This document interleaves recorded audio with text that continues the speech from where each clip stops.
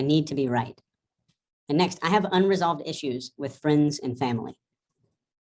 So any of these that start getting a check mark, your initial response should be why? What's the belief that makes this happen? Next, I'm not clear on my deepest core values. And I would challenge you that if that's the case, that's step one for everything. For your business, for your family, for your kids, no matter what you're doing, that would be step one. Next, I'm addicted or attached to substances, people, or behaviors, which is a pretty big one. Next, I'm currently living a big lie and most people don't know it.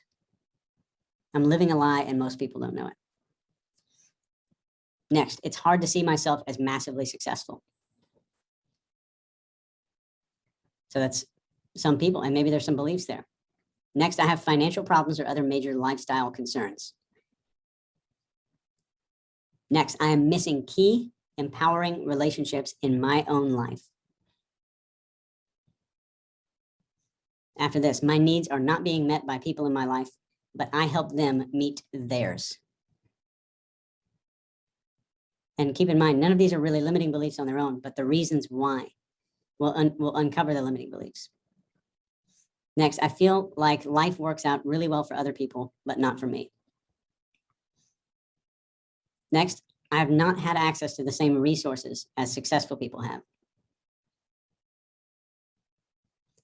Successful people succeed because they trick other people. What about, I'm under a ton of stress, or I feel anxiety when I'm in a social setting? What about, I feel anxiety when I'm asking clients for money? What about, I don't take care of myself or my health the way that I should? So those are the critical internal limiting belief measurement statements, according to me, that I have in this inventory that I'm going to give you. There's a real fancy looking inventory that I can send you guys as well that has all of this stuff on it to map out how everything works. But I'm going to give you about 100 limiting beliefs that can go along with these as a reference guide. So maybe I have some of these. I'm going to look through the limiting beliefs and see if I identify with any of those. But let's talk about identifying external limiting beliefs. And these are going to be a little bit different. External limiting beliefs are going to be fill in the blank type of questions. So the first one is, when I see someone confidently living with others, I think they must be the type of person who blank.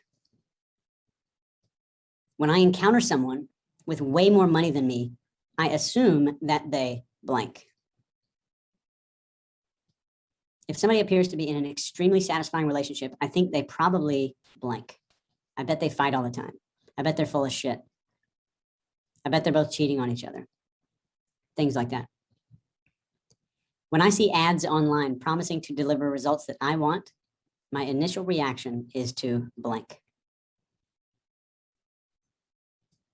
When somebody gives me advice that I know I need, my initial reaction is to blank. If somebody's getting more attention than me in a business meeting or social setting, my instant reaction is to assume that they blank. If somebody's more socially skilled than I am, they probably blank. When I see somebody confidently ask for money, my reaction is usually to think blank. And when I encounter somebody with more status than mine, my reaction is to blank. Then we can have posturing and collapse starting to come into that. When I meet people who compliment me, my reaction is usually blank. And finally, my biggest one, the final one that I was really wanting to get over in the last 5 years is from this question. If somebody tells me I'm not charging enough money, I blank. Because even my highest paying clients, after we finish and after they paid me, would tell me that I'm not charging enough money. And I didn't do much about it. But let's talk about this. Let's talk about money first, because money is one of the biggest ones. I want you to remove all of the money bullshit today as much as you possibly can. So I just want you to see how many of these that you identify with. Money is a temptation from evil. Having too much money can be a really bad thing. If I have to spend, I might want to take drugs or alcohol if I have the money. I have to work to get a salary that's barely enough to sustain me. How about this one? And this is one that a lot of people cling to unconsciously. There's a lot of virtue in poverty. We'll go back through history and think of all the famous, brilliant people and think about how they were poor. And that means It's perfectly fine for me to be that way. Money's not a good thing. What about money sustains my survival? So I have to have it. That's the only reason I like money. Money is hard to get. I'm not good at managing money. I'm not destined to have a lot of money. Or what about relationships? I want nothing other than exactly the precise thing that I want. I'm only going to settle for the man or woman of my dreams. My relationships aren't working because there's nothing wrong with me. I just want to have the status of being in a relationship and nothing more. I don't want a long-term relationship with anybody. Any potential partner might have an ulterior motive. Love's really hard to find. There's no more good fish in the sea. I'm doomed to have bad relationships forever. And people are only nice. Nobody can really understand me. They're just being nice to me. And then we have some from health. It's too difficult to change my lifestyle. It's too much hard work. Healthy food tastes like shit. I don't feel like I can follow through on a real health plan. I can't afford a personal trainer. I really don't know what healthy means. There's too much information out there and it's too confusing. It's too complicated to keep track of all these health monitors. I don't have the energy to exercise. I love sugar and carbs too much. I'm surrounded by unhealthy food. I don't want to sweat. Healthy is not for me. Energy drinks and giving up steak is plenty. That's all I need to do. And these are pretty common. I want to give you these from my clients. Number one, most popular, these are in order of how often I hear them from my clients, which are probably you, because there's kind of an avatar in there. I don't really do the avatar thing. Maybe I should, but Ben may wind up coaching me on that. Number one is I don't deserve to make money doing what I love. It should be a hard or difficult process. Number two, I'm not good enough. Number three, I don't have enough experience. And number four, when I take action, the consequences could be really bad. 5, people don't listen to me. No one appreciates me. Things don't work out for me very often. People can't have everything that they want. Getting sick is unavoidable. I'm helpless to heal myself. And from money, and these are from my own clients, these are the limiting beliefs from my clients, some of you that are actually in the Zoom tonight. The government is after my money. There's never enough to go around. Money can't come easy unless you're a scam artist. Working really hard is the only way to make good money. You can't trust people with your money. Money doesn't grow on trees. I think we've all heard that growing up. Taxes are evil. I would never want to be rich. Rich people are usually bad people. Money makes people nasty and rotten. I don't need money. It doesn't matter much to me. I can't be trusted when things are going well. If I had a better education, I'd make more money. I always get hurt. You can't trust people. I really need to find my other half. I'm not enough by myself. I hate rejection. If I stand up for myself, this is the biggest one I hear from women. If I stand up for myself, I'm putting somebody else down. So keep in mind that these are 90% operating under the radar without your permission and without any of your consent or your awareness. So I want to take this time. I really want this hour to be special for everyone here. I tried to give you the formula to stop it, the formula to identify them, and then like 100 examples. I have no idea how much that was. There's another 190 on here. I'm not going to sit here and read a bunch of lists, even though that's what I just did. So tonight, I would like, I will start, but I would like us to just kind of pass this around of like, what's the biggest limiting belief you discovered about yourself, and how did you get rid of it? And how has your life changed since? Mine was that you should have to work really hard for money, and only somebody who has been to college and all this other crap should be making 8 figures. And I got over that after I retired from the Navy, after I had started this business. And I did a seminar with 74 people in London. And everyone in the entire room came up to me afterwards and said that I need to be charging more money. Everyone.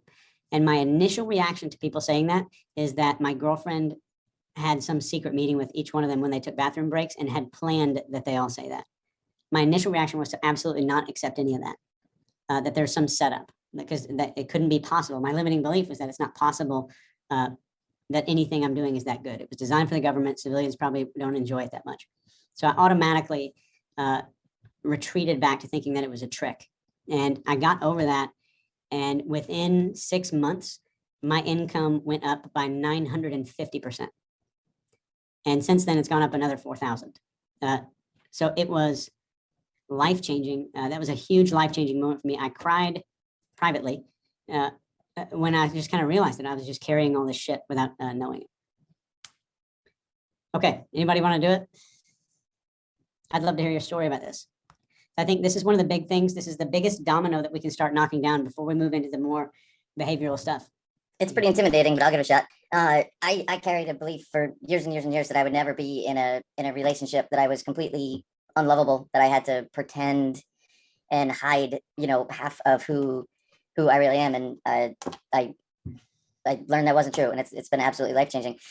But I don't know what I did to I end up crediting my wife for that. This is really an interesting exercise to think about what I did to allow that thought to be vulnerable and how I can apply that to other things. Yeah. And that was good. It's like a situation brought that to the surface for you. Exactly. Or a human did. Yes, in this case. Yeah. And I never really, this is a really good exercise. I never really thought about it from that perspective. That was definitely a very, foundational core belief. And that'd be awesome to be able to apply whatever that was to other limiting beliefs. Awesome. And if anybody's able to do this, if you go through, this is the homework, mandatory, 100% mandatory homework this week, is to get those beliefs written on note cards or papers or something where you can see them regularly, and paste them up around your house, or put them on a rotating wallpaper on your desktop, or put them somewhere where they're like in your goddamn face all the time. I'll give it a go. This actually applies to my current situation now that it would say it's basically about the company that I'm forming and working on getting off the ground. And one of the biggest limiting beliefs for me was the fear of the unknown. I mean, I know what needs to be done, but facing those unknowns. And one of the biggest things is that as I'm going through each motion, going through the banks, going through potential buyer or potential sellers, motivated sellers, for me, it's like when facing those unknown elements, now I'm realizing that the more I face the unknowns, the more I start to embrace those unknowns. And so when I do, then it's like, well, hey, it's actually not that bad at all.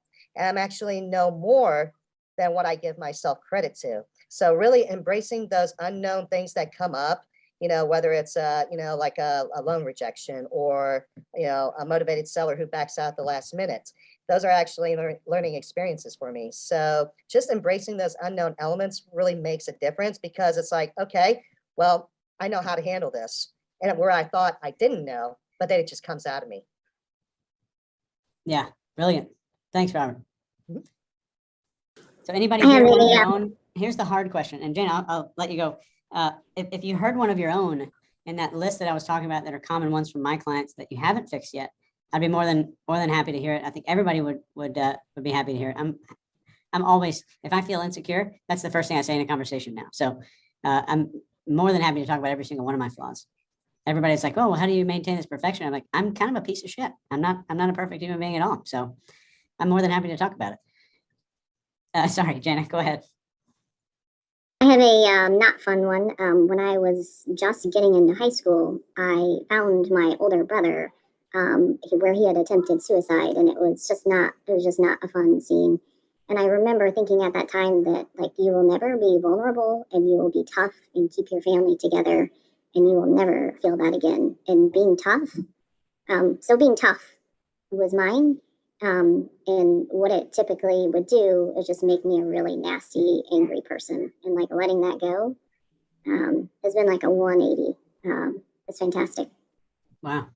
Thanks for sharing that a lot. Really, thank you for that. I have one. You pointed it out earlier in the course. I can't recall the context, but it was having a degraded relationship with yourself. I think it was about anxiety. And even taking this course, every time I logged on, I felt so uncomfortable.